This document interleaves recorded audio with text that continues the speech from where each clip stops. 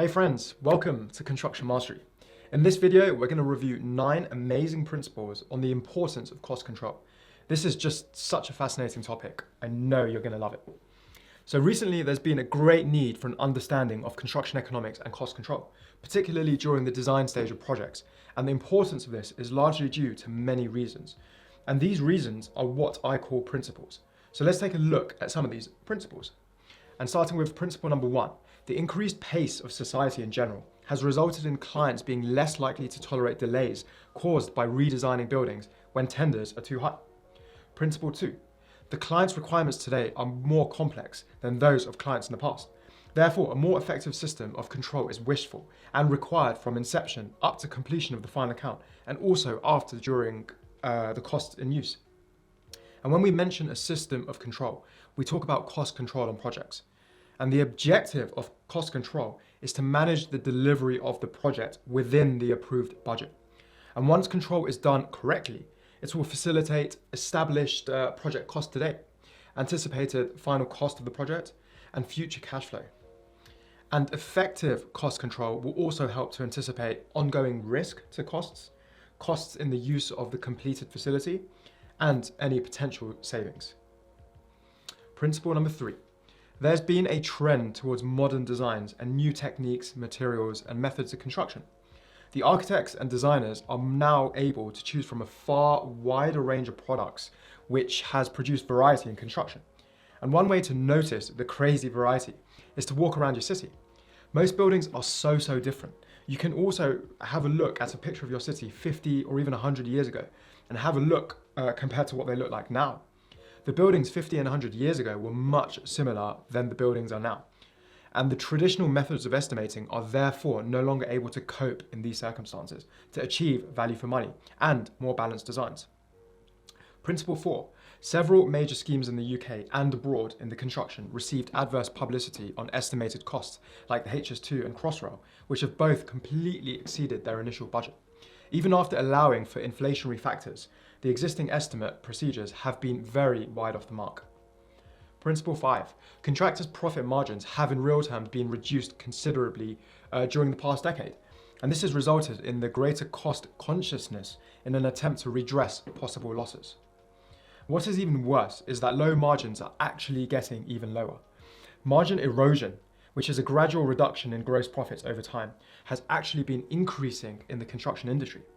There was a study in the Journal of the Building Engineering which estimated and examined over 2,700 projects.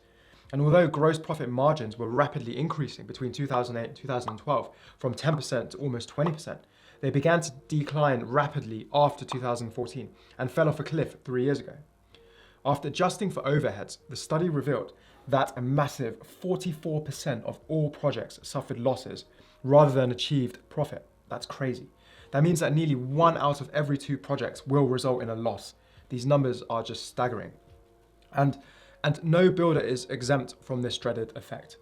For evidence, witness the collapse of Carillion, one of the largest UK government contractors, due to 1.5 billion in debt caused by underbidding for contracts that have had low margins since the financial crisis. Okay, let's move on to principle number 6.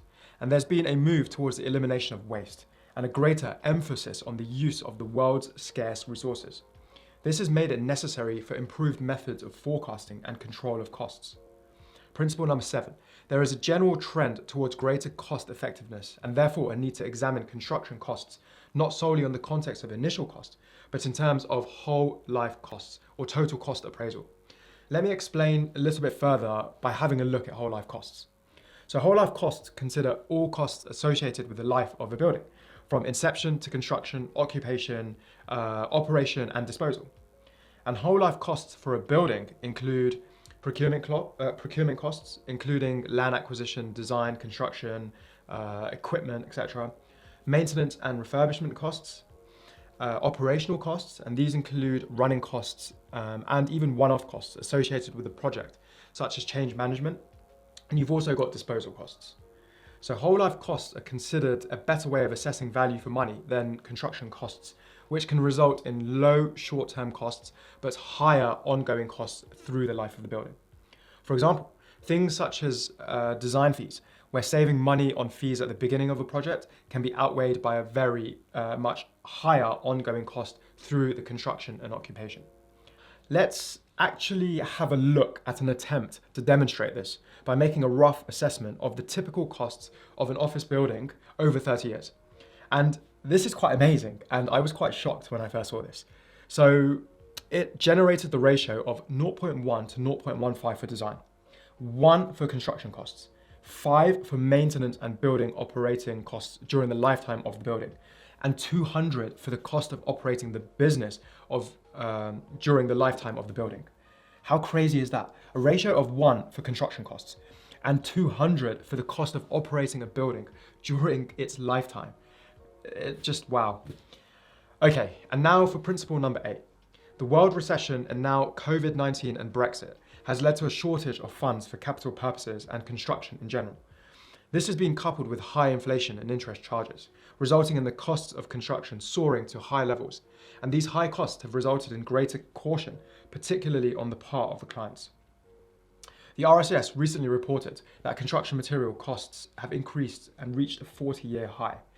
This is because increased global demand in the construction sector, combined with the multiple complex impacts of COVID pandemic and logistic issues, have all resulted in unprecedented shortages, delays, and ultimately increased prices of materials and labor across the economy.